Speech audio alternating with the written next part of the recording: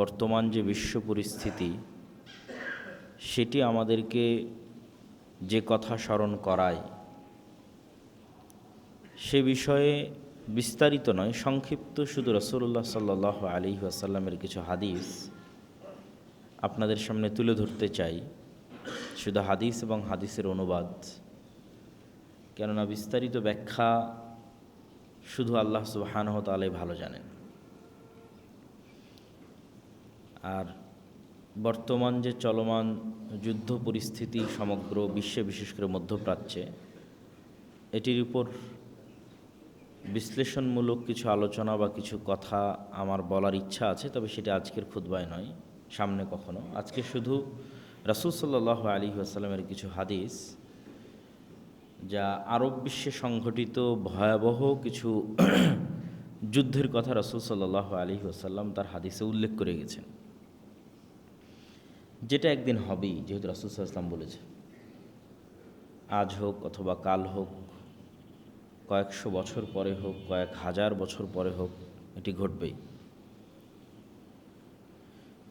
যদিও আজকের যারা জায়নিস্ট আছে এবং খ্রিস্টানদের মধ্যেও যারা জায়নিজমকে সাপোর্ট করে, যারা বাইবেলের অনুসারী কিন্তু জায়নিজমকে সাপোর্ট করে, আর যারা ইহুদি জায়নিস্ট তারা তো আছেই, তারা নিজেরাই বলতেছে যে তাদের বাইবেলে এবং তাদের তাওরাতে প্রতিশ্রুত যে আর্মেড গান তথা শেষ জামানার যুদ্ধ, সেটি তারা শুরু করেছে।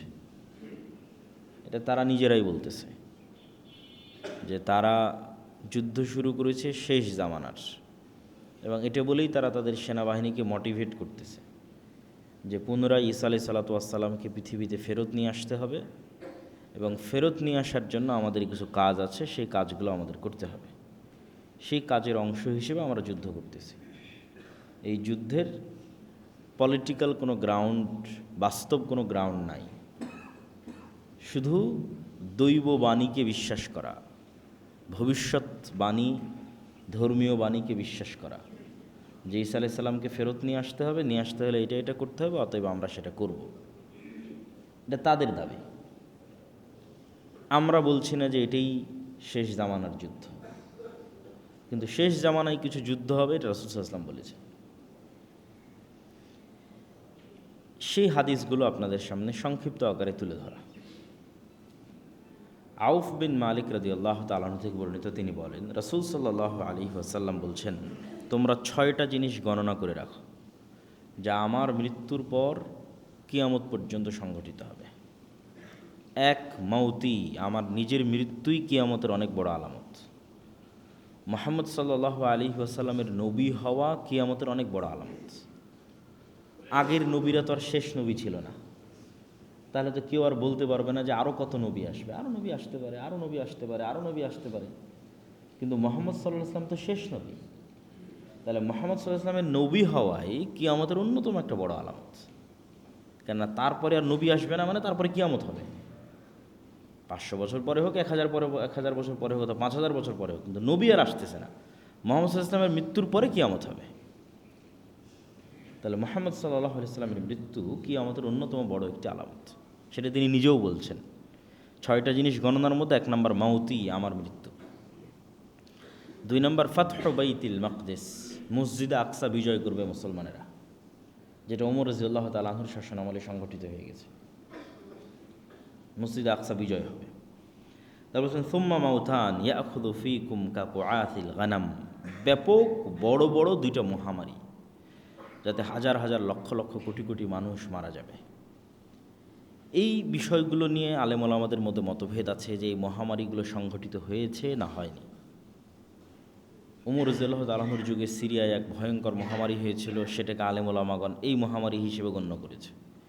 আবার পরবর্তীতে যখনই বড় ব্যাপক আকারে কোনো মহামারী দেখা গেছে, তখন সবাই এই হাদিসের কথা তুলে ধরে বলেছে এটি হয়তো সেই মহামারী হতে পারে। যেহেতু রাসূল সাল্লাল্লাহু আলাইহি ওয়াসাল্লাম কোনো নির্ধারিত টাইম, সময় উল্লেখ করে যাননি, আর এটা উল্লেখ করা সম্ভবও নয়। আল্লাহর নবীকে যতবার জিজ্ঞেস করা হয়েছে মাতা সা, কিয়ামত কখন হবে, তিনি কোনো সময় বলতে পারেননি। কেন আল্লাহ নিজে বলছেন যে কিয়ামত কখন হবে এটার জ্ঞান একমাত্র কার কাছে আছে? আল্লাহ সুবহানাহু ওয়া তাআলা। তাহলে মুহাম্মদ সাল্লাল্লাহু আলাইহি ওয়াসাল্লাম শুধু চিহ্ন বলতে পারে, আলামত বলতে পারে। সে আলামতের নির্ধারিত সময়ও বলতে পারবেন না যে আসলে এই আলামতটা কখন কত সালে কোথায় সংঘটিত হবে। সুতরাং এটা বলার কোনো ওয়ে নাই, স্কোপ নাই যে এটাই সেই আলামত যেটা এত সালে অমুক জায়গায় সংঘটিত হচ্ছে বা হবে। তারপর রাসূল বললেন, সুম্মা ইস্তিফাদাতুল মাল হাত্তা ইউতা রাজুলু মিয়াতা দিনার। এত বেশি মানুষের ধন সম্পদ হয়ে যাবে যে একজন গরিব মিসকিনকে 100 দিনার দিলেও সেটাকে অনেক ছোট খাটো মনে করবে, অল্প মনে করবে। সুম্মা ফিতনাতুন লা ইয়াবকা বাইতুম মিনাল আরব ইল্লা দাখালাতহু। তারপর পৃথিবীতে এমন এক ফিতনা প্রকাশ পাবে যেই ফিতনা প্রত্যেক আরব ঘরে প্রবেশ করবে। আল্লাহ নবী শুধু আরবদের কথা বলেছেন যে প্রত্যেক আরবের ঘরে ফিতনা প্রবেশ করবে। অনেকেই মনে করেন ফিতনা মানে মোবাইল, অনেকেই মনে করেন ফিতনা মানে আজকের অশ্লীলতা, বেহায়াপনা। কিন্তু কোরআন এবং হাদিসে ফিতনা বললে সবার আগে যুদ্ধ বিগ্রহ এবং হত্যা রাহাজানিকেই বোঝায় সর্বপ্রথম। তো হত্যা রাহাজানি যুদ্ধ বিগ্রহ এটি যদি আমরা ফিতনা দ্বারা উদ্দেশ্য নেই, তাহলে এমনও যুদ্ধ সংঘটিত হবে যেই যুদ্ধে আরবের প্রত্যেকটা ঘর যুক্ত হয়ে যাবে। আরবের কোনো ঘর এই যুদ্ধ থেকে খালি থাকবে না, যেটা রাসূল সাল্লাল্লাহু আলাইহি ওয়াসাল্লাম বলছেন যে এমন যুদ্ধ সংঘটিত হবে যেই যুদ্ধ আরবের প্রতিটা ঘরে প্রবেশ করবে, যদি ফিতনা দ্বারা আমরা হত্যা যুদ্ধ বিগ্রহ উদ্দেশ্য নেই। সুম্মা হুদনাতুন তাকুনু বাইনাকুম ওয়া বাইনা বানিল আসফার। তারপর তোমাদের সাথে হলুদ চামড়ার মানুষদের, রোমানদের, ইউরোপিয়ানদের, সাদা চামড়ার মানুষদের, হলদেটে সাদা চামড়ার মানুষদের এক বড় চুক্তি সম্পাদিত হবে, যেই চুক্তি তারাই লঙ্ঘন করবে। এবং তারা তোমাদের বলছেন, সামি'তুম বিমাদিনাতিন জানিবুম মিনহাল বার ওয়া জানিবুম মিনহাল বাহার। তোমরা এমন এক শহরের কথা জানো যেই শহরের এক পাশ সমতল আর এক পাশ সাগর। সাহাবীরা বললেন, হ্যাঁ আমরা এরকম একটি শহরের কথা জানি। আল্লাহ নবী বললেন, লা তাকুমুস সাআহ হাত্তা ইয়াগজুহা সাবউনা আলফাম মিন বানি ইসহাক। ততদিন পর্যন্ত কিয়ামত হবে না যতদিন না ইসহাক আলাইহিস সালাতু ওয়াস সালামের বংশের 70,000 মানুষ এই শহরে যুদ্ধ না করছে। ফাইদা জাউহা নাজালু ফালাম ইউকাতিলু বিসিলাহিন ওয়ালাম ইয়ারমু বিসাহমিন। এই 70,000 মানুষ যে শহর বিজয়ের জন্য যুদ্ধ করবে, এই যুদ্ধ তারা কোনো অস্ত্র দিয়ে করবে না। রাসূল সাল্লাল্লাহু আলাইহি ওয়াসাল্লাম বলছেন, লাম ইউকাতিলু বিসিলাহিন, কোনো অস্ত্র দিয়ে যুদ্ধ করবে না, ওয়ালাম ইয়ারমু বিসাহমিন, কোনো তীর নিক্ষেপ করবে না। ক্বালু লা ইলাহা ইল্লাল্লাহ আল্লাহু আকবার। তারা যুদ্ধ করবে শুধু মুখের আওয়াজ দিয়ে, যে মুখের আওয়াজ হবে লা ইলাহা ইল্লাল্লাহ, যে মুখের আওয়াজ হবে আল্লাহু আকবার। ফায়াসকুতু আহাদু জানিবাইহা, এইভাবে শহরের দেওয়াল ভেঙে পড়ে যাবে। আবার যখন তারা বলবে দ্বিতীয়বার লা ইলাহা ইল্লাল্লাহ আল্লাহু আকবার, তখন শহরের আরাক দেওয়াল ভেঙে পড়ে যাবে। তারপরে তারা আবার বলবে লা ইলাহা ইল্লাল্লাহ আল্লাহু আকবার, তখন শহরের তৃতীয় দেওয়াল ভেঙে পড়ে যাবে। ফাইফাররাজু লাহুম ফায়াদখুলুহা ফায়াগনামু ফাবাইনাহুমা হুম ইয়াকতাসিমুন আল মাগানিম। 3টা দেওয়াল ভেঙে যাওয়ার পর তারা ওই শহরে প্রবেশ করতে সক্ষম হবে, এবং শহরে বিজয়ী হিসেবে প্রবেশ করার পর যখন তারা গনিমতের মাল বন্টন করবে, তখন অদৃশ্য থেকে একটা আওয়াজ আসবে, ইন্নাদ দাজ্জাল ক্বাদ খারাজ, দাজ্জাল তোমাদের বাড়ি ঘরে প্রবেশ করে গেছে।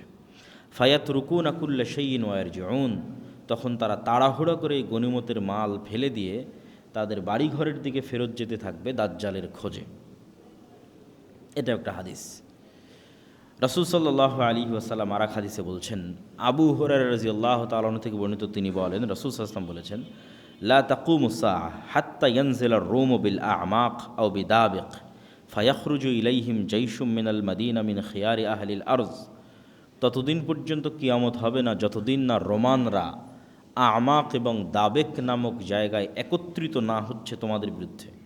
এ আমাক এবং দাবেক হচ্ছে বর্তমান সিরিয়া এবং তুরস্কের সীমান্তবর্তী অঞ্চল।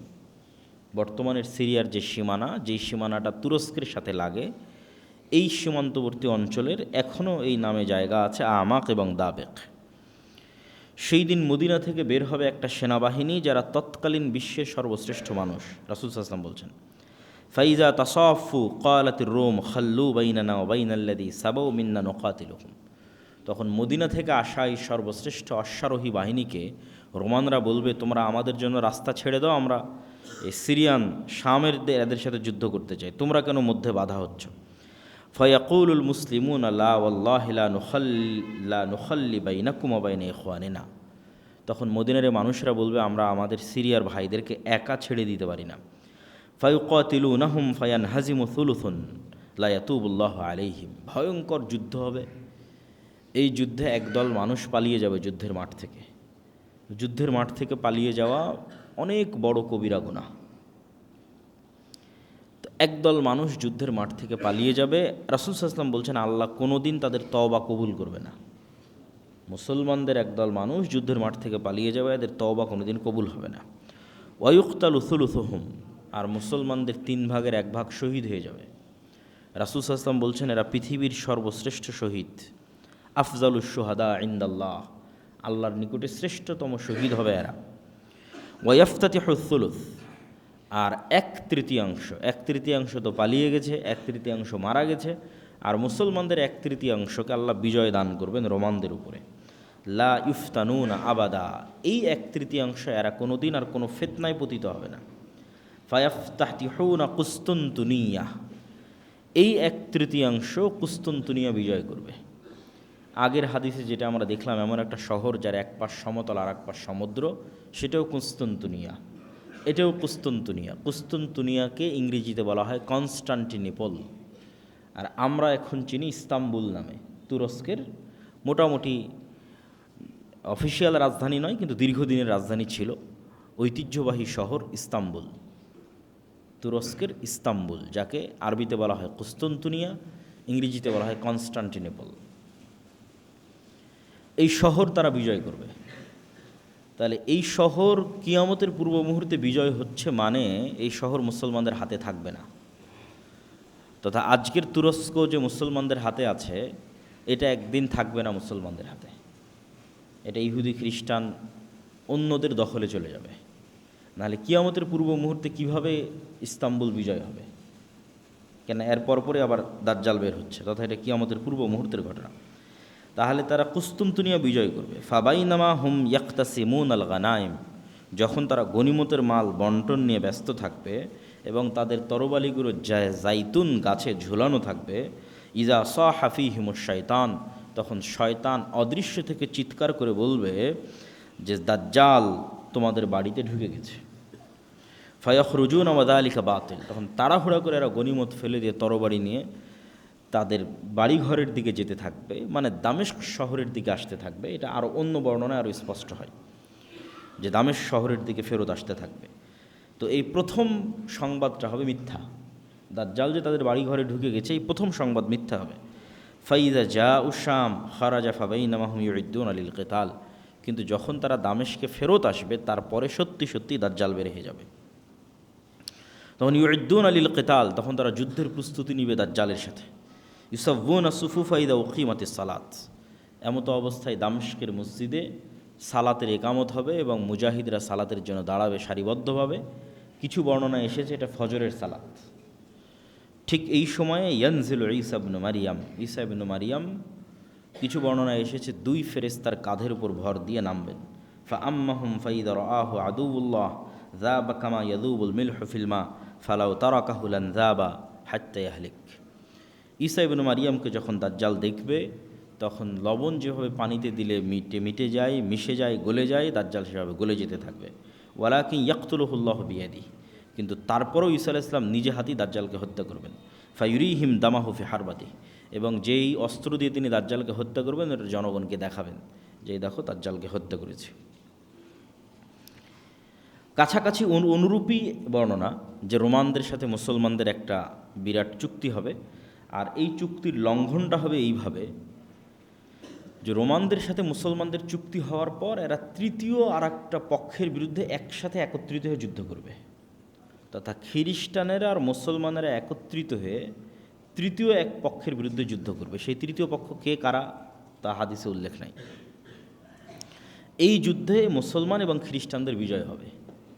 বিজয় হওয়ার পর একজন খ্রিস্টান সৈন্য বলবে যে ক্রুশের কারণে বিজয় হয়েছে, যে ক্রুশ চিহ্ন তারা গলায় ঝোলায়, এটার কারণে আমরা বিজয়ী হয়েছি।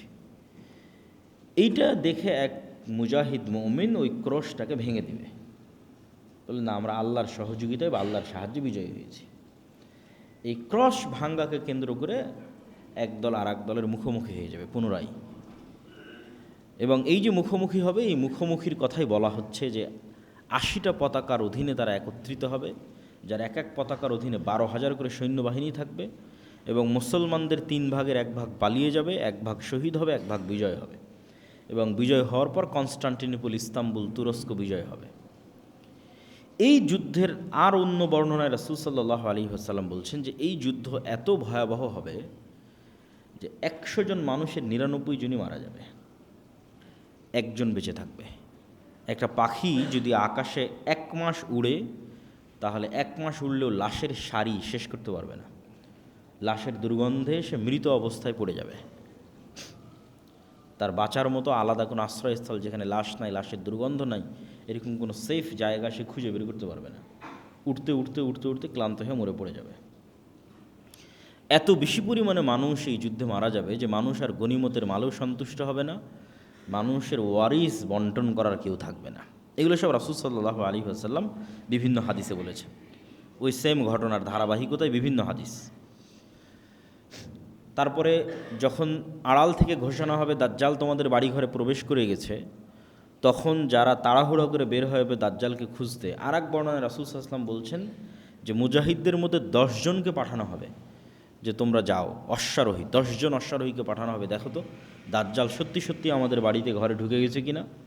রাসূল সাল্লাল্লাহু আলাইহি ওয়াসাল্লাম বলছেন ওই 10 অশ্বারোহীর নাম, ওদের চেহারা, ওদের বাপের নাম, ওদের বংশের নাম আমি বলে দিতে পারবো, যে 10 জন কারা, যে 10 জন দাজ্জালের অনুসন্ধানে বের হবে।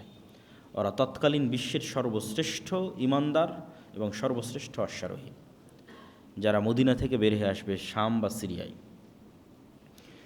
এবং রাসূল সাল্লাল্লাহু আলাইহি ওয়াসাল্লামের আর এক হাদিসে এই যুদ্ধের কথা বর্ণনা করতে গিয়ে তিনি বলেছেন যে সেই দিন মুসলমানদের হেডকোয়ার্টার হবে গৌতা নামক জায়গা, যেটি আজকের শাম বা সিরিয়ার রাজধানী দামেস্কের অতি নিকটবর্তী একটি অঞ্চল, গৌতা নামক জায়গা। রাসূল সাল্লাল্লাহু আলাইহি ওয়াসাল্লাম দাজ্জালের বিষয়ে কিছু হাদিস, বিস্তারিত দাজ্জালের ভয়ঙ্কর এবং ভয়াবহ ফিতনার কিছু হাদিস তিনি তুলে ধরেছেন, যেগুলো আমরা সংক্ষিপ্ত, বেশি সময় নিব না, অল্প অল্প করে আমরা একটা দুটো হাদিস বলে আজকের আলোচনা শেষ করব ইনশাল্লাহ।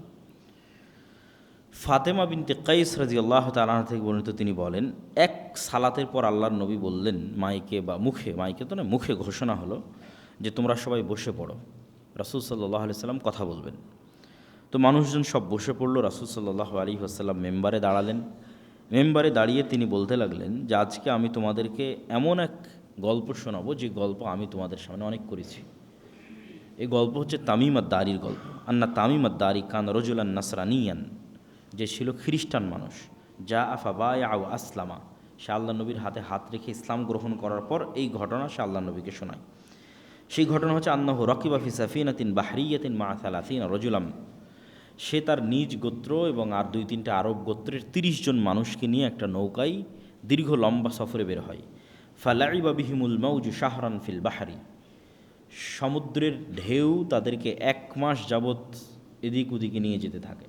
তারা কোনো লোকেশন ট্র্যাক করা, আগের যুগের মানুষ তারা এবং চাঁদ দেখে দিক নির্ধারণ করে নৌকা পরিচালনা করত, কিন্তু ঝড় বৃষ্টি ঢেউয়ে আর কন্ট্রোল করতে পারেনি। যে এই সংক্ষেপে আমি শেষ করে দিচ্ছি। একটা দ্বীপে ভিড়ের পর লাগার পর তারা সেখানে নামলো। নামার পর দেখতেছে একটা প্রাণী, ফালাকিয়াতুম দাব্বাতুন, একটা ভয়ঙ্কর প্রাণী যার অত্যধিক চুলের কারণে লা ইয়াদরুনা মা কুবুলুহু মিন দুবুরিহি, সামনে কোনটা পিছন কোনটা, মুখ কোন দিকে পিছন কোন দিকে এটা বোঝা যাচ্ছে না অত্যধিক চুলের কারণে। তখন এরা তাকে বলছে ওয়াই হাক, তোমার ধ্বংস হোক। তখন ওই প্রাণী উত্তরে বলছে আনাল জাসসাসা, আমি হচ্ছে গোয়েন্দা। কল ও আমাল জাসসাসা কলাত আইয়ুহাল কওম ইনতালিকু ইলা হাযা রাজুল ফিদ দাইর, তখন ওই গোয়েন্দা বলতেছে তোমরা এইদিকে যাও, এখানে ভিতরে একটা লোক, প্রাসাদে একটা লোক তোমাদের অপেক্ষা করতেছে। তখন আমরা যখনই একটা মানুষের কথা শুনলাম যে একটা মানুষ অপেক্ষা করছে, তখন আমরা এর থেকে বেঁচে ফেরার জন্য, এই তো একটা প্রাণী যে নিজেকে গোয়েন্দা বলতেছে, তার থেকে বেঁচে ফেরার জন্য আমরা দৌড়ে চলে গেলাম ওই মানুষের দিকে।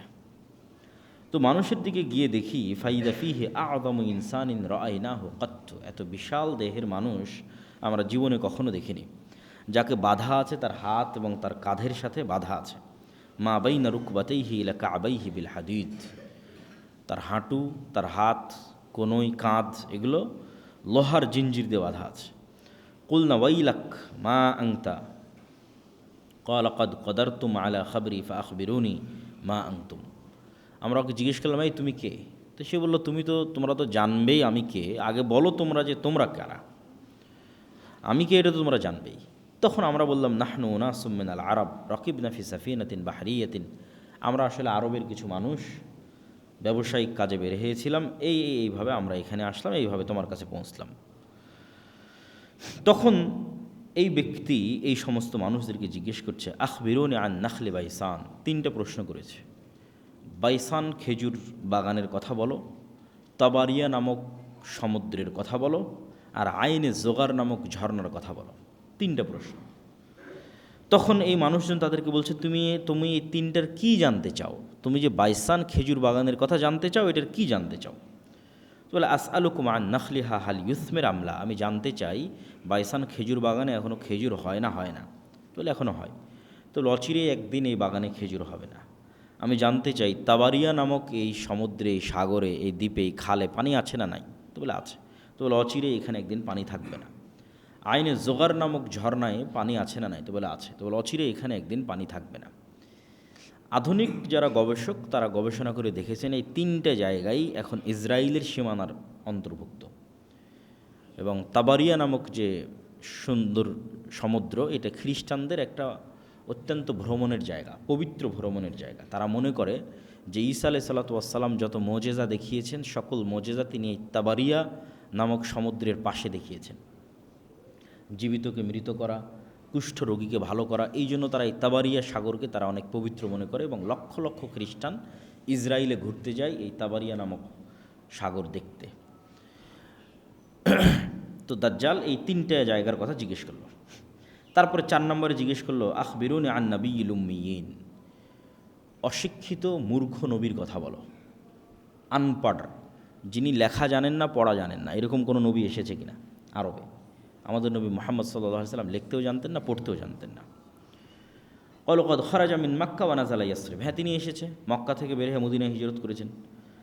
কী অবস্থা? তো তার সাথে আরবদের যুদ্ধ চলতেছে ইত্যাদি। তখন সে নিজে বলতেছে, ইন্না যাকা খায়রুন লাহুম ইউতিউহ, মানুষের কল্যাণ হবে এই নিরক্ষর, আনপড়, যিনি লেখা এবং স্বাক্ষর এবং পড়া জানেন না, এই নবীকে মেনে নেওয়া, এটা মানুষের উচিত হবে। আর আমি তোমাদেরকে সংবাদ দিচ্ছি যে আমি হচ্ছে মাসিহ দাজ্জাল। আমাকে আল্লাহ সুবহানাহু ওয়া তাআলা একদিন বের হওয়ার অনুমতি দিবেন, সেই দিন আমি বের হব এবং 40 দিনে সমগ্র পৃথিবী সফর করব, গায়রা মাক্কা ওয়া তাইবাহ, মক্কা এবং মদিনা ছাড়া। ফাহুমা মুহাররামাতানি আলাইয়া কিলতাহুমা, কেন মক্কা এবং মদিনা আমার উপর হারাম থাকবে। আমি যতবার মক্কা এবং মদিনায় প্রবেশ করার চেষ্টা করব, ততবারই ফেরেশতা তাদের উন্মুক্ত তরবারি দিয়ে আমাকে বাধা দিবে। তখন রাসূল সাল্লাল্লাহু আলাইহি ওয়াসাল্লাম তার যে খুতবার লাঠি ছিল, এই লাঠি দিয়ে এইভাবে বাড়ি দিয়ে বললেন, হাযিহি তাইবাহ, হাযিহি তাইবাহ, হাযিহি তাইবাহ। এটাই হচ্ছে সেই তাইবা, যেই উপসাগরকে কেন্দ্র করে এখন যুদ্ধ চলতেছে, সেই উপসাগর পড়ে আর কি। মানে সৌদি আরবের সীমানা যদি আমরা বাদ দিয়ে দিই, যে সৌদি আরবের সীমানার পরে আমরা পূর্ব দিকে মদিনা থেকে একটা রেখা টানতেছি, কোথায় গিয়ে থাকে? তাহলে সৌদি সীমানা শেষ হলে প্রথমে সাগর পড়বে, পারস্য উপসাগর, তারপরে ইরান পড়বে, তারপরে এইভাবে সামনের দিকে যেতে থাকবে পূর্ব দিক। তো রাসূল সাল্লাল্লাহু আলাইহি ওয়াসাল্লাম বললেন, পূর্ব দিক থেকে দাজ্জাল বের হবে। দাজ্জাল সম্পর্কে রাসূল সাল্লাল্লাহু আলাইহি ওয়াসাল্লামের আরও 2-1টি সংক্ষিপ্ত বর্ণনা এই তথ্যের সাথে সম্পৃক্ত, কানেক্টেড। দাজ্জাল যে 40 দিন পৃথিবীতে ঘুরবে, এই 40 দিনের প্রথম দিন হবে 1 বছরের সমান, এই 40 দিনের দ্বিতীয় দিন হবে 1 মাসের সমান, এই 40 দিনের তৃতীয় দিন হবে 1 সপ্তাহের সমান, এবং এই 40 দিনের বাকি 37 দিন হবে স্বাভাবিক দিনের সমান। রাসূল সাল্লাল্লাহু জিজ্ঞেস করে, আল্লাহ নবী, সে এত দ্রুত কীভাবে 40 দিনে সমগ্র পৃথিবী সফর করবে, তার গতি কেমন হবে? তো আল্লাহ নবী বললেন, কাল গাইসি ইস্তাদবারাতহুর রিহ, আকাশে যে তোমরা মেঘ দেখো, এই মেঘ যখন চলে, এই মেঘ চলার যে গতি, সেই গতি হবে। তো আল্লাহ নবী মেঘের সাথেই কেন সাদৃশ্য দিলেন, আর মেঘের চলার গতির সাথেই কেন সাদৃশ্য দিলেন, এটা স্পষ্ট বোধগম্য নয়। সরাসরি দাজ্জালের নিজের গতি এরকম হবে আকাশে ওড়ার মতো, না দাজ্জাল আকাশে ওড়ার কোনো যন্ত্র ব্যবহার করবে? আল্লাহু আলাম, আল্লাহ সুবহানাহু ওয়া তাআলা ভালো জানেন। রাসূল সাল্লাল্লাহু আলাইহি ওয়াসাল্লাম বললেন, দাজ্জাল যখন কোনো এলাকায় যাবে তখন তাদেরকে ডাক দিবে তার উপর ঈমান আনার জন্য। এই নরসিংদীর মানুষ, এই বাংলাদেশের মানুষ, ওই যে এরিয়াতে যাবে, তোমরা আমার প্রতি ঈমান আনয়ন করো। তো যেই এলাকার মানুষ ঈমান আনয়ন করবে, ওই এলাকার আকাশকে দাজ্জাল আদেশ দিবে, ফাতুমতিরুস-সামা, আকাশকে আদেশ দেবে, আকাশ বৃষ্টি বর্ষণ করে এই এলাকায়। তখন আকাশ সেই এলাকায় বৃষ্টি বর্ষণ করবে। জমিনকে আদেশ দিবে দাজ্জাল যে ফসল উৎপাদন করো, ফাতুম্বিত, তখন সেখানে ফসল উৎপাদন হবে। আর ওই অঞ্চলের মানুষ টাকা পয়সা ধন দৌলত খাবার দাবারে পরিপূর্ণ হয়ে যাবে তাদের। এবার দাজ্জাল কোনো এক এলাকায় গিয়ে যখন বলবে যে এই ঈমান আনয়ন করো, আর ওই এলাকার মানুষ যখন বলবে যে না আমরা ঈমান আনয়ন করবো না, তখন দাজ্জাল ওই আকাশকে বলবে বৃষ্টি বন্ধ করে দাও, জমিনকে বলবে উৎপাদন বন্ধ করে দাও। ওই এলাকা থেকে দাজ্জাল যখন চলে যাবে তখন সেটা দুর্ভিক্ষে পরিণত হয়ে যাবে। আর এক হাদিসে রাসূল সাল্লাল্লাহু আলাইহি ওয়াসাল্লাম, আমরা যে শাম সিরিয়ার যে মুজাহিদদের কথা বলতে যখন ঈসা আলাইহিস সালাম আসবে, ওখানেও বলা আছে যে শাম বা সিরিয়ার মানুষ দাজ্জালের আনুগত্য না করার কারণে সেখানে দুর্ভিক্ষ দেখা দিবে এবং মানুষ তার ধনুককে আগুনে পুড়িয়ে সেটার রশি খাওয়া শুরু করবে, এই পরিমাণ দুর্ভিক্ষ দেখা দিবে। তখন তারা ঈসা আলাইহিস সালামের অপেক্ষা করবে এবং ঈসা আলাইহিস সালাম আসার পর দাজ্জালের এই ভয়ঙ্কর ফিতনা থেকে তারা মুক্তি পাবে। নাহলে দাজ্জালের এই ভয়ঙ্কর ফিতনা এমনভাবে মানুষকে গ্রাস করবে, প্রত্যেক যে মানুষের ন্যূনতম দুনিয়াবি লোভ আছে, ন্যূনতম, সেই ফিতনায় বাঁধিয়ে দিবে। আর যে মানুষের চুল পরিমাণ দুনিয়ার লোভ নাই, যে মৃত্যুর জন্য প্রস্তুত, যে আমার জন্ম হয়েছে বাস মরার জন্য, ঈমান অবস্থায় মৃত্যুকে সকল কিছুর উপর প্রাধান্য দিবে, এই ধরনের মানুষেরা দাজ্জালের ফিতনা থেকে বেঁচে যেতে পারে। এটা পৃথিবীর সবচেয়ে ভয়ঙ্কর ফিতনা, যে ফিতনা সম্পর্কে অতীতের সকল নবী রাসূল সতর্ক করেছেন। রাসূলুল্লাহ সাল্লাল্লাহু আলাইহি ওয়াসাল্লাম দাজ্জালের কথা বলতে গিয়ে আরও বলেছেন যে দাজ্জাল মদিনার একজন মানুষকে হত্যা করে জীবিত করবে। দাজ্জাল যখন মদিনায় যাবে, মদিনার মধ্যে তো প্রবেশ করতে পারবে না, মদিনার পাশে যখন যাবে তখন মদিনা বিশাল ঝাঁকুনি হবে, ভূমিকম্প হবে, এবং এই ভূমিকম্পে মদিনার যারা ফাসেক ফাজের মোনাফিক আছে তারা মদিনা থেকে বের হয়ে এসে দাজ্জালের পূজা করবে। আর একমাত্র পাক্কা মুমিনেরা মদিনায় থেকে যাবে, যাদের ঈমান খুব মজবুত, টপ লেভেলের। তো ওই রকম একজন ঈমানদার ব্যক্তি বের হয়ে আসবে যাকে দাজ্জাল হত্যা করবে, যে দাজ্জালকে অস্বীকার করবে এবং হত্যা করার পর আবার জীবিত করবে। জীবিত করার পর ওকে বলবে যে এই তোমাকে হত্যা করেছিলাম, তোকে জীবিত করলাম, এখনও তুমি আমাকে, আমার প্রতি ঈমান আনতেছো না, আমাকে রব্বুল আলামিন হিসেবে বিশ্বাস করতেছো না। তখন এই মুজাহিদ বলবে যে আমার আগের চেয়ে ইয়াকিন বেশি হয়ে গেছে যে তুমি সেই দাজ্জাল, আগের চেয়ে আমার ঈমান আরও মজবুত হয়ে গেছে।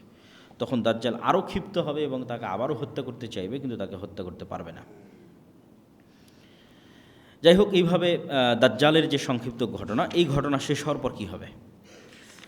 দাজ্জালকে ঈসা আলাইহিস সালাতু ওয়াস সালাম হত্যা করবেন। ঈসা আলাইহিস সালাম যখন দামেস্কের মসজিদে নামবেন, নামার পরে তিনি দাজ্জালকে খুঁজতে থাকবেন। ইমাম মাহদী এবং তার সৈন্যবাহিনী এবং মুজাহিদদেরকে নিয়ে খুঁজতে খুঁজতে তিনি জেরুজালেমের লুদ নামক দরজায় দাজ্জালকে পাবেন এবং দাজ্জাল তাকে দেখে গলতে থাকবে, কিন্তু গলা শেষ হওয়ার পূর্বেই ঈসা আলাইহিস সালাতু ওয়াস সালাম দাজ্জালকে হত্যা করবেন এবং সেই রক্ত মানুষকে দেখাবে।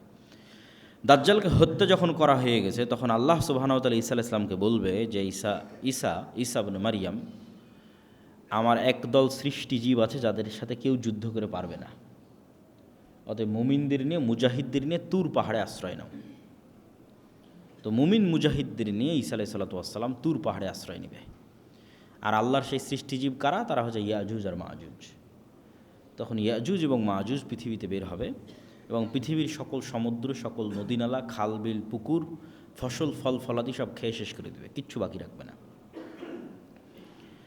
এবং এই ইয়াজুজ এবং মাজুজের এই ভয়ঙ্কর যে পরীক্ষা, আসলে মুসলমানদের শক্তি যে দুনিয়াবি শক্তি নয়, এটা এই জায়গাতেও প্রমাণ হয় যে একজন নবী তিনি তুর পাহাড়ে আশ্রয় নিয়ে আছে, তাকে আল্লাহ বলছে না যে তুমি যাও ইয়াজুজ মাজুজের সাথে যুদ্ধ করো, কারণ আল্লাহ আগেই বলে দিয়েছে যে আমার একদল বান্দা আছে, ইবাদান লি, আমার বান্দা, লা ইয়াদান লি আহাদিন বিকিতালিহিম, কারো ক্ষমতা নাই যে ওদের সাথে যুদ্ধ করবে। তাহলে ঈসা আলাইহিস সালামের বাঁচার রাস্তা কি? আল্লাহর কাছে কান্নাকাটি করা। একজন নবী আল্লাহর কাছে এবার কান্নাকাটি করবে, ইমাম মাহদী সহ এবং সকল মুজাহিদ সেনাবাহিনী সহ, যে আল্লাহ ইয়াজুজ মাজুজের এই বিপদ থেকে আমাদের রক্ষা করে। খাবার নাই, পানি নাই, কয়দিন এভাবে চলে? তাহলে আল্লাহর কাছে ফিরে যাওয়া ছাড়া এবং আল্লাহর আশ্রয় ছাড়া মুমিন এবং মুসলমানদের বাঁচার কোনো রাস্তা নেই। এটা নবী ঈসা জীবিত থাকা অবস্থায়, দাজ্জালের মতো এত ফিতনা অতিক্রম করার পরেও, দাজ্জালকে নিজে হাতে হত্যা করার পরে এবার ঈসা আলাইহিস সালামকে আল্লাহর কাছে কাঁদতে হচ্ছে তুর পাহাড়ে। তো যখন ঈসা আলাইহিস সালাম এবং ইমাম মাহদী এবং মুজাহিদরা আল্লাহর কাছে তুর পাহাড়ে কাঁদবে, তখন আল্লাহ সুবহানাহু ওয়া তাআলা তাদের দোয়া কবুল করে এক প্রকার বিষাক্ত পোকা, অসুস্থতা এই সমস্ত ইয়াজুজ এবং মাজুজের ঘাড়ে দিয়ে দিবেন, যেটার কারণে তারা সব মারা যাবে এবং সেটার দুর্গন্ধে টেকা যাবে না। তখন আবার ঈসা আলাইহিস সালাম এবং মুজাহিদরা আল্লাহর কাছে আবার কান্নাকাটি করে দোয়া করবে। তখন আল্লাহ সুবহানাহু ওয়া তাআলা একদল উট পাখির মতো একদল পাখিকে আল্লাহ সুবহানাহু ওয়া তাআলা পাঠাবেন, যারা উটের কুজের মতো একদল পাখিকে, যারা এই সমস্ত লাশকে উঠিয়ে নিয়ে গিয়ে হাজার হাজার লক্ষ লক্ষ কোটি কোটি লাশকে উঠিয়ে নিয়ে গিয়ে কোথাও ফেলে দেবে। এবং আল্লাহ সুবহানাহু ওয়া তাআলা আসমানকে বলবেন বৃষ্টি বর্ষণ করো, এবং আসমান বৃষ্টি বর্ষণ করে পুরো পৃথিবীকে পবিত্র করে দেবে, সাফ করে দেবে। তারপর আল্লাহ সুবহানাহু ওয়া তাআলা আসমান এবং জমিনকে আদেশ দিবেন যে তোমাদের মধ্যে যা রিজিক আছে, যা রহমত আছে, যা বরকত আছে সব উন্মুক্ত করে দাও। তখনই একটা ডালিম একটা গ্রাম খাবে, তখনই একটা গরুর দুধ একটা বংশ খাবে, কেননা পৃথিবীর বরকতের যেটা সর্বোচ্চ স্তর সেটাতে পৃথিবীকে পৌঁছে দেওয়া হবে। আর পৃথিবীতে যুদ্ধ বিগ্রহ বন্ধ হয়ে যাবে, এবং এতদিন যুদ্ধ বিগ্রহের যা অস্ত্র ছিল সেগুলোই জ্বালিয়ে পুড়িয়ে শেষ করতে 7 বছর পার হয়ে যাবে, এবং পৃথিবীতে ঈসা আলাইহিস সালাতু ওয়াস সালামের 7 বছরের সর্বশ্রেষ্ঠ ন্যায়পরায়ণের শাসনকাল প্রতিষ্ঠা হবে, ন্যায় এবং ইনসাফের শাসন 7 বছর। এই 7 বছর পার হওয়ার পর এক মৃদু বাতাসে, যে বাতাস মুমিনদের বগলে অনুভূত হবে, সেই মৃদু বাতাসে পৃথিবীর সকল মুমিন মৃত্যুবরণ করবে। তারপরে পৃথিবীতে শুধু ফাসেক, ফাজের এবং পাপিষ্ঠরা থাকবে। এবং যেই হাদিসগুলো আপনারা শুনে থাকেন যে এক সময় মানুষ পশু পাখির ন্যায় মিলিত হবে, লজ্জা বুঝবে না, এটা হবে সেই সমস্ত মানুষেরা। হজ এবং ওমরা বন্ধ হয়ে যাবে, এটা হচ্ছে সেই সমস্ত মানুষেরা। কাবা ঘর ধ্বংস করা হবে, এটা হচ্ছে সেই সমস্ত মানুষেরা। এগুলো ঈসা আলাইহিস সালাম এবং ইমাম মাহদী, দাজ্জাল এগুলোর পরের কথা এবার আসতেছে। তখন পৃথিবীতে আর কোনো মুমিন বেঁচে থাকবে না, কেউ কোরআন পড়ার লোক থাকবে না, আল্লাহর নাম নেওয়ার লোক থাকবে না। সেগুলো এখন নয়, এগুলো হবে দাজ্জালের পরে, ঈসা আলাইহিস সালামের পরে, যখন আর কোনো মানুষ না আল্লাহকে চিনবে, না কোরআনকে চিনবে, না কাবাকে চিনবে, না মানুষের কোনো লজ্জা এবং হায়া থাকবে। কুকুর যেভাবে খোলা মাঠে মিলিত হচ্ছে, মানুষ সেভাবে মিলিত হবে। এই সমস্ত পাপিষ্ঠ, পাপাচারী, নিকৃষ্ট মানুষের উপর আল্লাহ সুবহানাহু ওয়া তাআলা কিয়ামত কায়েম করবে। তো এই হলো আজকে আমাদের সংক্ষিপ্ত আলোচনা, যে কিয়ামতের পূর্ব মুহূর্তে এই রকমের কিছু ভয়ঙ্কর এবং ভয়াবহ যুদ্ধ হবে। সেই যুদ্ধটা কখন, কোথায়, কিভাবে, কোন যুদ্ধ সেটা নির্দিষ্ট করে বলা কঠিন, কিন্তু এই রকমের ভয়াবহ ভয়ঙ্কর যুদ্ধ হবে, যেটা রাসূল সাল্লাল্লাহু আলাইহি ওয়াসাল্লাম বলছেন। এবং অন্তত একটা জিনিস ক্লিয়ার, যে শাম এবং সিরিয়ার মানুষেরা ইমানের উপর থাকবে, মদিনার মানুষেরা ইমানের উপর থাকবে। একটা জিনিস পরিষ্কার, মদিনা থেকে মুজাহিদ বের হবে, শাম এবং সিরিয়া থেকে মুজাহিদ বের হবে, এবং তারাই মূলত ইমাম মাহদী এবং ঈসা আলাইহিস সালাতু ওয়াস সালামের সঙ্গী হবে। এবং আরও একটা জিনিস পরিষ্কার, যে মুসলমানেরা কনস্টান্টিনোপল, ইস্তাম্বুল, তুরস্ক বিজয় করবে। যদিও মানুষের ইচ্ছা এবং কামনা হওয়া উচিত নয় যে সে এইটার অংশ হবে। কেন উচিত নয়?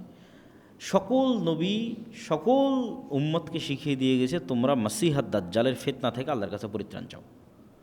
কেন ওই ফিতনায় পরীক্ষায় পাশ করার মতো ঈমান আমার এবং আপনার আছে কিনা এটা আমরা জানি না। ফলত ওই পৃথিবীতে ওই ফিতনা প্রকাশ হওয়ার আগেই যদি আমরা পৃথিবী থেকে বিদায় নিই, এটা আমাদের জন্য কল্যাণ। কেন আমাদের টার্গেট তো জান্নাতে যাওয়া। তো এই জন্য কখন কোথায় ইমাম মাহদী বের হলো, আর কখন কোথায় ঈসা আলাইহিস সালাম অবতীর্ণ হবে, এইটার পিছনে না পড়ে আমি আমার ঈমান নিয়ে কত দ্রুত পৃথিবী থেকে বিদায় নিতে পারি, আর আল্লাহ আমাকে ওই ফিতনা থেকে কত আগে পৃথিবী থেকে নিয়ে যায়, এটা মানুষের কামনা হওয়া উচিত। যে দাজ্জালের ফিতনা বের হওয়ার আগে যেন আল্লাহ আমাদের পৃথিবী থেকে যাওয়ার ব্যবস্থা করে দেয়, কেননা সেটা এক ভয়ঙ্কর এবং ভয়ানক ফিতনা হবে, যেখানে মানুষ তার ঈমান হারিয়ে ফেলবে। এবং 3টে ধর্মের মানুষ এ বিষয়ে একমত যে কিয়ামতের পূর্ব মুহূর্তে একজন মাসিহ বের হবে যে তাদের উদ্ধার করবে। ইহুদিরা অপেক্ষায় আছে একজন মাসিহ বের হবে যে তাদের উদ্ধার করবে, খ্রিস্টানরা অপেক্ষায় আছে একজন মাসিহ বের হবে যে তাদের উদ্ধার করবে, আর মুসলমানদের হাদিসে তো কোরআনে তো বলাই আছে যে একজন মাসিহ বের হবে যে মুসলমানদের উদ্ধার করবে। সেই মাসিহকে, মাসিহ মানে উদ্ধারকারী, সেই মাসিহ, মাসিহাদ দাজ্জাল, সেই মাসিহ ঈসা মাসিহ। ঈসার নামেও মাসিহ আছে, দাজ্জালের নামেও মাসিহ আছে। মাসিহ মানে উদ্ধারকারী। মাসিহাদ দাজ্জাল না ঈসা মাসিহ? তো মূলত ইহুদিদের মাসিহ হবে দাজ্জাল। ইহুদিরা যেই মাসিহের অপেক্ষায় আছে তাদের উদ্ধার করবে, এই মাসিহ হবে দাজ্জাল। কেননা দাজ্জালের হাতে তখন পৃথিবীর সকল পাওয়ার ক্ষমতা থাকবে। মুসলমানদের হবে নিরীহ, খাবার নাই, আসমানের বৃষ্টি বন্ধ হয়ে যাবে, জমিনের উৎপাদন বন্ধ হয়ে যাবে, দুর্ভিক্ষ দেখা দিবে। তাহলে এই দলে তো আর কেউ অত সহজে যাবে না। মানুষ তো সবসময় ক্ষমতার পিছনে ছুটে, যার কাছে টাকা পয়সা, যার কাছে ধন দৌলত, সেটার পেছনে ছুটে।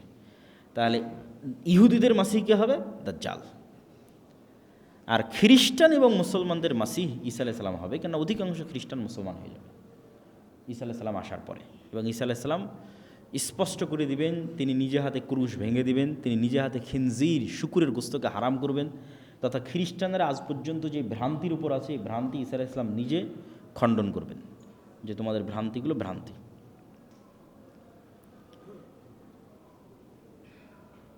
আর রমজান মাসকে সামনে রেখে আমাদের যে করণীয় কাজ, সেই করণীয় কাজের মধ্যে সবচেয়ে জরুরি কাজ, 1 নম্বর জরুরি কাজ, যেটা রমজানে কোনো মতেই মিস দেওয়া উচিত নয়, সেটা হচ্ছে 5 ওয়াক্ত সালাত। স্বাভাবিকভাবেই দেওয়া উচিত নয়, কিন্তু আমি সিয়ামও পালন করছি আবার সালাত আদায় করি না, এই সিয়ামের কোনো গুরুত্ব নাই, এই সিয়ামের কোনো দাম নাই। দাজ্জাল যখন আসবে তখনও সাহাবী রাসূল সাল্লাল্লাহু আলাইহি ওয়াসাল্লামকে জিজ্ঞেস করল, আল্লাহ নবী সালাত কেমনে হবে? একদিন যদি 1 বছর হয়, যে দাজ্জালের ফিতনার ভয়ে ভীত হয়ে অন্য কোনো প্রশ্ন নয়, তাদের মাথায় প্রথম ক্যাচ করেছে সালাত। ঈসা আলাইহিস সালাতু ওয়াসসালাম যখন তার মায়ের কোলে, ফাআশারাত ইলাইহি ক্বালু কাইফা নুকাল্লিমু মান কানা ফিল মাহদি সাবিয়্যা ক্বালা ইন্নী আব্দুল্লাহ আতানিয়াল কিতাবা ওয়া জাআলানি নাবিয়্যা। ঈসা আলাইহিস সালাম বললেন মায়ের কোল থেকে যে আমি আব্দুল্লাহ, আল্লাহর বান্দা, আল্লাহ আমাকে নবী করেছে। ওয়া জাআলানি মুবারাকান আইনামা কুনতু, আর আমি যেখানেই থাকি না কেন আমি বরকতময়। ওয়া আওসানি বিসসালাতি ওয়াজ যাকাতি মা দুমতু হাইয়্যা, আর আমার আল্লাহ আমাকে আদেশ দিয়েছে যেন আমি মরা পর্যন্ত সালাত আর যাকাত দিই, সালাত আদায় করে আর যাকাত দিই। কোরআনের আয়াত। যে ঈসা আলাইহিস সালাম যখন ছোট্ট শিশু, তখন উনি মায়ের কোল থেকে বলতেছেন যে আল্লাহ তাকে আদেশ দিয়েছে যেন তিনি সালাত আদায় করেন, এবং আল্লাহ তাকে আদেশ দিয়েছে যেন তিনি যাকাত দেন। তার সালাত কত গুরুত্বপূর্ণ হতে পারে। ইব্রাহিম আলাইহিস সালাতু ওয়াসসালাম তার কওমের জন্য, তার পরবর্তী প্রজন্মের জন্য যে কয়েকটা দোয়া করেছেন, তার মধ্যে 2টা দোয়া সবচেয়ে গুরুত্বপূর্ণ। রব্বি জাআল হাযাল বালাদা আমিনা ওয়াজনুবনি ওয়া বানিয়া আন না'বুদাল আসনাম। আল্লাহ, এই যে শহর মক্কা শহর, এটাকে নিরাপদ করে দেন কিয়ামত পর্যন্ত, আর আমার পরবর্তী প্রজন্ম যেন ভুলেও মূর্তি পূজক না হয়। তাহলে মূর্তি পূজা কতটা শিরক, কতটা ভয়ঙ্কর খারাপ জিনিস, যে ঈসা আলাইহিস সালাম তার পরবর্তী প্রজন্ম জন্য যে গুরুত্বপূর্ণ দোয়াটা করতেছেন, সেখানে তিনি জায়গা দিচ্ছেন যেন তার পরবর্তী প্রজন্ম মূর্তি পূজক না হয়, মানে শিরক না করে। আর আরেকটা কী দোয়া করছেন? রব্বি জাআলনি মুকিমাস সালাহ ওয়া মিন যুররিয়াতি।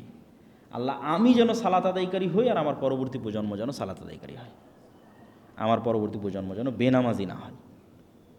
তাহলে মুসলমানের জন্য পৃথিবী থেকে বিদায় নেওয়া এমতো অবস্থায় যে সে বেনামাজি, এমতো অবস্থায় যে সে কোরআন জানে না, কোরআন পড়ে না, বিনা সালাত বিনা কোরআনে মুসলমানের পৃথিবী থেকে বিদায় নেওয়া উচিত নয়। 2টা জরুরি জিনিস মুসলমানকে নিশ্চিত করতেই হবে তার হায়াত থাকা পর্যন্ত। 1, সে সালাত আদায়কারী হবে, 2, সে কোরআন পড়া জানবে এবং কোরআন পাঠকারী হবে। তাহলে রমজান মাসের 1 নম্বর জরুরি কাজ 5 ওয়াক্ত সালাত, 2 নম্বর জরুরি কাজ কোরআন।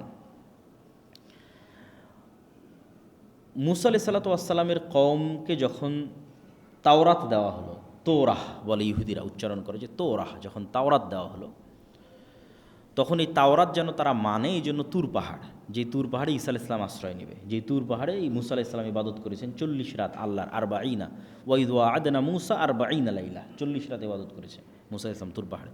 এই তুর পাহাড়কে আল্লাহ ইহুদিদের মাথার উপর তুলে ধরেছে, তুলে ধরে বলছে, হয় তাওরাত মানার ওয়াদা কর, না হলে পাহাড় ছেড়ে দিয়ে এখনই হত্যা করে দিলাম, এখনই ধ্বংস করে দিলাম। তখন বানু ইসরাঈল বলছে, ঠিক আছে, আমরা তাওরাত এবং তাওরাতে যা আছে এটা মানব। তো প্রত্যেক উম্মতের উপর যে গজব এসেছে, সেই গজব আসার কারণ হচ্ছে ওই উম্মতের উপর পাঠানো কিতাবকে না মানা। তাওরাত যদি না মানে তো পাহাড় ছেড়ে দিয়ে আল্লাহ ধ্বংস করে দেবে। তাহলে উম্মতে মুহাম্মাদির উপর গজব আসবে যদি তারা কোরআনকে অবহেলা করে। আর উম্মতে মুহাম্মাদের উপর গজব নূহ আলাইহিস সালামের কওমের মতো বন্যার আকারে হবে না, লূত আলাইহিস সালামের কওমের মতো শহর উল্টিয়ে দেওয়া হবে না, আদ সামুদের মতো বিকট আওয়াজ বা ঝড়ো বাতাসে পরিপূর্ণ ধ্বংস হবে না। তাহলে উম্মতে মুহাম্মাদের উপর গজব কি? উম্মতে মুহাম্মাদি যদি কোরআন অবহেলা করে, বা আমি গজবে আছি কি না এজ এ উম্মতে মুহাম্মাদি, সেটা আমি বুঝবো কিভাবে? সেটা হচ্ছে আমাদের উপর ভিন্ন জাতিকে আল্লাহ চাপিয়ে দেবে। আরাকানের রোহিঙ্গা, আর চায়নার উইঘুর, আর ফিলিস্তিন, আর বাংলাদেশ, আর যেখানে ভিন্ন জাতিকে তাদের উপর চাপিয়ে দেবে, এটা গজব। এটা হলো উম্মতে মুহাম্মাদির গজবের ধরন। উম্মতে মোহাম্মদের গজব বন্যা নয়, ভূমিকম্প নয়, শহর উল্টিয়ে দেওয়া নয়, আকাশ থেকে অগ্নিবৃষ্টি নয়, বিকট আওয়াজ নয়। উম্মতে মোহাম্মদের গজব হচ্ছে ইহুদি, খ্রিস্টান, হিন্দুরা এদেরকে কুচুকাটা করবে। যখন দেখবেন করতেছে তখন বুঝবেন গজব। যেমন হালাকু খা, চেঙ্গিস খা যখন বাগদাদে গিয়ে লক্ষ লক্ষ মানুষকে জবাই করেছে বাগদাদে, বুঝতে হবে এটা গজব। কেন এই গজব আসতেছে? কোরআনকে অবমূল্যায়ন করার কারণে। ইন্নাল্লাহ ইয়ারফাউ বিহাযাল কিতাবি আকওয়ামান ওয়া ইয়াদউ বিহি আখারিন। কোরআন এবং এই উম্মতের শক্তি সামর্থ্য দাঁড়িপাল্লায় সমান সমান। আমার এবং আপনার বাড়িতে, আমার এবং আপনার সমাজে কোরআনের মূল্য যেই মানে থাকবে, পৃথিবীতে এই উম্মতের ক্ষমতা, দাপট, শক্তি সেই লেভেলে থাকবে। কোরআন আমাদের বাড়িতে, আমাদের ঘরে যেই নিম্ন লেভেলে থাকবে, পৃথিবীতে উম্মতে মুহাম্মাদের অবস্থা সেই নিম্ন লেভেলে থাকবে। এটা রাসূল সাল্লাল্লাহু আলাইহি ওয়াসাল্লামের হাদিসের। এবং ওই যে দাজ্জালের ফিতনা থেকে বাঁচার রাস্তাও কিন্তু কোরআন। সূরা কাহফের প্রথম 10 আয়াত এবং সূরা কাহফ দাজ্জালের ফিতনা থেকে মুক্তির রাস্তা। তো ওই সূরা কাহফ তো কোরআনেরই অংশ। কোরআন যাদের অন্তরে প্রথিত হয়ে আছে এরা ফিতনায় পতিত হবে না, মানে কোরআনের বুঝ এবং কোরআনের জ্ঞান যাদের ভিতরে আছে। এই জন্য রমজানকে কেন্দ্র করে মসজিদ, মাদ্রাসা, মক্তব, আমরা দাওয়া ইলাল্লাহর মাধ্যমে 7 শতাধিক মক্তব পরিচালিত করতেছি, যেটার একটা প্রতিযোগিতা আপনারা হয়তো এনটিভির পর্দায় অথবা আমাদের ফেসবুকে দেখতে পাচ্ছেন। এনটিভির পর্দায় প্রতিদিন বিকেল 3টায় প্রচারিত হয়। এটা শুধু মক্তবের বাচ্চারা, না মাদ্রাসার, না ইংলিশ মিডিয়াম স্কুলের, না কোথাও, একদম গ্রামে গঞ্জে প্রত্যন্ত অঞ্চলে মসজিদে যে মক্তব হয় সেখানে। তাহলে দ্বিতীয় জরুরি কাজ কোরআন। 1 নম্বর জরুরি কাজ সালাত, দ্বিতীয় জরুরি কাজ কোরআন, তৃতীয় জরুরি কাজ রমজান মাসের ফজিলত যদি আমরা পেতে চাই, যে অতীতের সকল গুনাহ ক্ষমা হয়ে যাওয়া, তাহলে গুনাহ মুক্ত রমজান হতে হবে, গুনাহ মুক্ত সিয়াম হতে হবে, না হলে এই ফজিলত পাওয়া যাবে না। ফজিলত এক জিনিস, ফারজিয়াত আদায় হওয়া এক জিনিস। ফারজিয়াত আদায় হওয়ার ফজিলত দুইটা সম্পূর্ণ ভিন্ন জিনিস। তুমি যদি নিয়মিত ক্লাসে 40%, সর্বনিম্ন 40% যদি ক্লাসে উপস্থিতি থাকে, তাহলে তোমার ছাত্রত্ব টিকবে। আর যদি ক্লাসে উপস্থিতি 100% থাকে, তাহলে তোমাকে এই পুরস্কার দেওয়া হবে। ছাত্রত্ব টিকা আর পুরস্কার পাওয়া অনেক পার্থক্য আছে। তো আমি ঠিক আছে না খেয়ে থাকলাম, লজ্জাস্থান হেফাজতে, পেটের সিয়াম আর লজ্জাস্থানের সিয়াম। এই সিয়ামের কারণে কি হবে? সিয়াম না থাকার গুনাহ থেকে আমি বেঁচে যাব, ফারজিয়াত আদায় হয়ে যাবে। কিন্তু ফজিলত পূরণ করার জন্য আমাকে একটা শর্ত পূরণ করতে হবে, সেটা হচ্ছে গুনাহ মুক্ত রমজান লাগবে, গুনাহ মুক্ত সিয়াম লাগবে। জিহ্বারও সিয়াম লাগবে, চোখেরও সিয়াম লাগবে, কানেরও সিয়াম লাগবে, হাতেরও সিয়াম লাগবে, পায়েরও সিয়াম লাগবে। চোখ দেখবে না অশ্লীল দৃশ্য, কান শুনবে না অশ্লীল কথা, মুখ বলবে না অপ্রয়োজনীয় গীবত, পরনিন্দা, জিহ্বায় উচ্চারিত হবে আল্লাহর জিকির, উচ্চারিত হবে কোরআন, চোখ দিয়ে পড়বে আল্লাহর কোরআন, হাত দিয়ে ইবাদত করবে আল্লাহর, এবং সকল গুনাহ থেকে মুক্ত থাকবে। এবার পাবে ওই ফজিলত যে কেউ যদি রমজানে সিয়াম রাখে, কেউ যদি রমজানে তারাবির সালাত আদায় করে, কেউ যদি লাইলাতুল কদরের রাত জাগে, তাহলে তার অতীতের সব গুনাহ মাফ হয়ে যাবে। এটা স্পেশাল অফার, ফজিলত, পুরস্কার। এইটা পূরণ করতে হলে গুনাহ মুক্ত রমজান লাগবে। এই জন্য রমজানের তৃতীয় জরুরি কাজ যে রমজানে আপনাকে টার্গেট নিতে হবে যে আমি শুধু পেট আর লজ্জাস্থানের সিয়াম থাকবে না, পুরো শরীরের সিয়াম চলবে, তথা পুরো শরীরের সকল অঙ্গ প্রত্যঙ্গকে সকল গুনাহ থেকে বিরত রাখা। আল্লাহ সুবহানাহু ওয়া তাআলা আমাদের তৌফিক দান করুক, আল্লাহুম্মা আমিন। রমজান মাসের চতুর্থ জরুরি কাজ অত্যধিক পরিমাণে দান, সাদাকা এবং জাকাত বের করা। দেখেন ঈসা আলাইহিস সালামের যে আয়াতটা পড়লাম, ওইটাতে ঈসা আলাইহিস সালাম বলতেছে আল্লাহ আমাকে আদেশ দিয়েছে সালাত আর জাকাতের। কোথাও আল্লাহ জাকাতকে আলাদা করেনি সালাত থেকে। তাহলে আমাদের ব্রেনে সালাতের গুরুত্ব যেই মানের, নিশ্চিত থাকেন জাকাতের গুরুত্ব ওই মানের। কেন কোরআনে কোথাও জাকাতকে, অর্থনৈতিক ইবাদতকে সালাত থেকে আলাদা করা হয়নি। শুরুতেই বলছে ওয়ায়ুকিমুনাস সালাহ ওয়া মিম্মা রাযাকনাহুম ইউনফিকুন, একদম প্রথম সূরা বাকারা, যে তারা সালাত আদায় করে এবং আল্লাহর রাস্তায় দান করে। আল্লাহ সুবহানাহু ওয়া তাআলা জান্নাত বিক্রি করে দিবেন যারা শহীদ হবে জীবন দিয়ে, আর যারা টাকা দিয়ে জান্নাত কিনে নেবে। তো এই জন্য জাকাত পুঙ্খানুপুঙ্খ হিসাব করে বের করতে হবে। 7.5 ভরি স্বর্ণ, 52.5 তলা রৌপ্য, রৌপ্যর হিসেবে জাকাত বের করলে গরিব মিসকিনের হক বেশি আদায় হয়। এখন স্বর্ণের যে দাম 22, 23, 25 লাখ টাকার মালিক না হলে তো জাকাতই ফরজ হবে না। এই জন্য রৌপ্যের আলোকে জাকাত বের করা ভালো। 1 লাখ টাকা সমপরিমাণ সম্পদ, 80,000 থেকে 1 লাখ, এটাই নেশাব হওয়ার জন্য যথেষ্ট। আর নেশাব যখন 1 বছর অতিক্রম করবে, 1 বছর পর যখন আবার দেখবেন হ্যাঁ আপনার কাছে 1 লাখ বা সমপরিমাণ টাকা আপনার কাছে আছে, তখন আপনি এবার জাকাতের হিসাব করবেন। হিসাব করতে গিয়ে সব একত্রিত করবেন, যত স্বর্ণ আছে, যত গয়না আছে, যত ক্যাশ মানি আছে, ব্যাংক ব্যালেন্স, যত টাকা জমা রাখা আছে, মানুষের কাছে পাওনা পাবেন এরকম যত টাকা আছে সব একত্রিত করে তার 2.5%, বর্তমান বাজার দর ধরে 2.5%। আর ব্যবসায়ী হলে আপনার বিক্রিযোগ্য পণ্য কতখানি আছে, কাঁচামাল কতখানি আছে, যেমন সুতা কতখানি এখন স্টকে আছে, আর কাপড় তৈরি করেছেন এখন বাজারে বিক্রি হবে সেটা কতখানি আছে। ফিক্সড অ্যাসেট হিসাবের মধ্যে আসবে না। ব্যবসায়িক কাজের জন্য যে সমস্ত গাড়ি ঘোড়া বাড়ি এগুলো চলতেছে, বাড়ি ভাড়া নেওয়া আছে, মেশিনারিজ চলতেছে, এগুলোর জাকাত লাগবে না। ঠিক আপনি যে গাড়ি ব্যবহার করছেন, বাড়িতে আছেন, এগুলোর জাকাত লাগবে না। প্রত্যেক যেখান থেকে ইনকাম হয় ওটার জাকাত লাগে। জমিতে যখন ফসল হয় তখন ওষুধ দিতে হয়, ফসল নাই, জমির কোনো ট্যাক্স নাই, ইনকাম হলেই জাকাত। তো জাকাত খুব জরুরি এবং খুব গুরুত্বপূর্ণ। জাকাত যদি না দেওয়া হয় তাহলে জাকাত অনাদায়ী সম্পদের ধরন হিসেবে শাস্তি হবে। জাকাত অনাদায়ী সম্পদ যদি স্বর্ণরৌপ্য হয়, জাহান্নামের আগুনে ছ্যাঁক দিয়ে পিঠে ছ্যাঁক দেওয়া হবে, আর বলা হবে দেখো তো এটা কত মজাদার, কত সুস্বাদু, বিরিয়ানি যেমন স্বাদ এটা ওরকম স্বাদ না। আল্লাহ ওই শব্দ ব্যবহার করছে যে বলো তো স্বাদ কেমন লাগতেছে, আনন্দ কেমন লাগতেছে, আল্লাহ কীরকম মজাক করতেছে, ঠাট্টা করতেছে জাকাত অনাদায়কারী ব্যক্তির সাথে। দেখেন যে আমরা খাবারের জন্য যেই স্বাদ শব্দটা ব্যবহার করি ওইটা তার জন্য ব্যবহার করা হবে। আর যদি জাকাত অনাদায়কারী সম্পদ হয় এমনি টাকা পয়সা ধন দৌলত, তাহলে ওইটা হবে সাপের আকৃতিতে, ছবল দিবে আর বলবে আমি তোমার সেই সম্পদ, সঞ্চিত সম্পদ যার জাকাত দাওনি, এখন স্বাদ কেমন একটু দেখো, সুস্বাদু কত আমার এই ছবল। আর যদি জাকাত অনাদায়কারী সম্পদ হয় গরু ছাগল, তাহলে এগুলোকে শিং দেওয়া হবে, খুর দেওয়া হবে, এরা ওই ব্যক্তিকে তার পায়ের আঘাতে এবং মাথার আঘাতে আহত করতে থাকবে আর বলতে থাকবে আমি তোমার সেই সম্পদ যার জাকাত হয়নি। এই জন্য জাকাত দিতেই হবে। রমজান মাসে পঞ্চম জরুরি কাজ শেষ 10 দিন রাত জাগা, এতেকাফ করা, লাইলাতুল কদরকে অনুসন্ধান করা। লাইলাতুল কদরি খায়রুম মিন আলফি শাহর। নূহ আলাইহিস সালাতু ওয়াস সালামের কওম 900 বছর হায়াত পাওয়ার পরেও নেকিতে উম্মতে মুহাম্মাদিকে পাল্লা দিতে পারবেন, অথচ উম্মতে মুহাম্মাদির বয়স 60 বছর। তাহলে নূহ আলাইহিস সালামের একটা কওম যদি কেউ 900 বছর আল্লাহর ইবাদত করে, হিসেবে তো কি বেশি আগে জান্নাতে যাওয়ার কথা এবং বেশি উঁচুতে স্থান দেওয়ার কথা, কিন্তু বেশি আগে জান্নাতে যাবে, বেশি উঁচুতে স্থান পাবে মাত্র 60 বছরের জীবন পাওয়া উম্মতে মুহাম্মাদ। এটা কোরআনের বরকত, লাইলাতুল কদরের বরকত। লাইলাতুল কদরের এক রাতি খায়রুম মিন আলফি শাহর, 1000 মাসের চেয়ে উত্তম। তাহলে কেউ যদি প্রতি বছর একটা করে লাইলাতুল কদর পায়, তাহলে ওর জীবনে এই ইবাদতের পরিমাণ কত বছরের সমান হতে পারে। তাহলে লাইলাতুল কদর এবং কোরআনকে মূল্যায়ন করে উম্মতে মুহাম্মাদি অতীতের উম্মতের চেয়ে ইবাদতে এবং নেকির প্রতিযোগিতায় এগিয়ে যাবে। এই জন্য লাইলাতুল কদরকে আমাদের অনুসন্ধান করতে হবে। রমজান মাসে লাইলাতুল কদর আছে নিশ্চিত, রমজান মাসের মধ্যে লাইলাতুল কদর আছে এটা নিশ্চিত। ইন্না আনজালনাহু ফি লাইলাতুল কদর শাহরু রমাজান আল্লাযী উনজিলা ফীহিল কোরআন, দুটো আয়াত।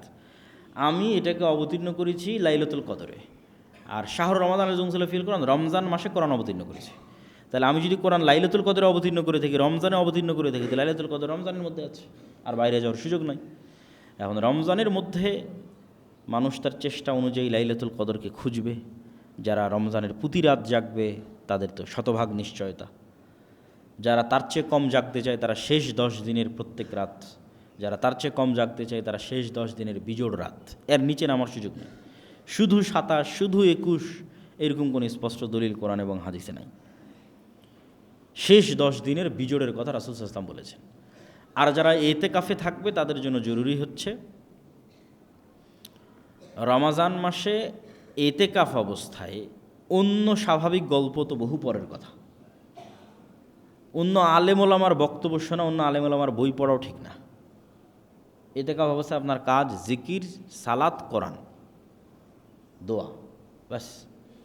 এইভাবে ইতিকাফকে মূল্যায়ন করতে হবে। ইতিকাফে বসে আপনি সারাদিন ফোন চালাচ্ছেন, এতে ইতিকাফ হলো না। ইতিকাফ মানে সোশ্যালি ডিসকানেক্টেড হওয়া। তো